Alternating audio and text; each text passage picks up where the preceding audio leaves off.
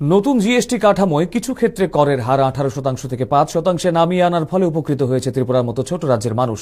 ত্রিপুরা সরকারের কর সংগঠনের 50 বছর পূর্তি উপলক্ষে আজ আগরতলার প্রজ্ঞা ভবনে আয়োজিত সুবর্ণ জয়ন্তী অনুষ্ঠানে কথা বলেন অর্থমন্ত্রী প্রণজিৎ সিংহ রায়। তিনি তার বক্তব্যে তুলে ধরেন গত কয়েক বছরে রাজ্যের করের পরিসংখ্যান। অনুষ্ঠানে এদিন মুখ্যমন্ত্রী অর্থমন্ত্রীর হাত ধরে করদাতাদের সুবিধার্থে বেশ কয়েকটি পোর্টালের উদ্বোধন হয়। সেই সঙ্গে রাজ্যের সেরা করদাতাদেরও জানানো হয় সংবর্ধনা। অনুষ্ঠানে উপস্থিত ছিলেন মুখ্যমন্ত্রী ডাক্তার মানিক সাহা, ছিলেন chief commissioner of state tax Chiranjib Anand, secretary finance Prashant Kumar Goel প্রমুখ।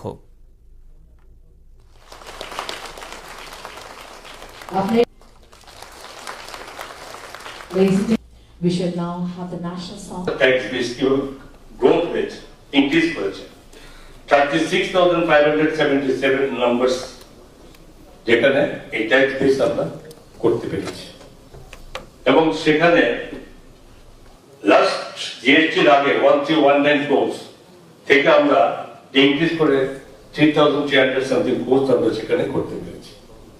এটা টোটাল আমাদের রাজ্যের যার মাধ্যমে যেটা আমরা করতে পারি আমরা সেটা ভাবে আমাদের এভাবে এগিয়ে চলেছে।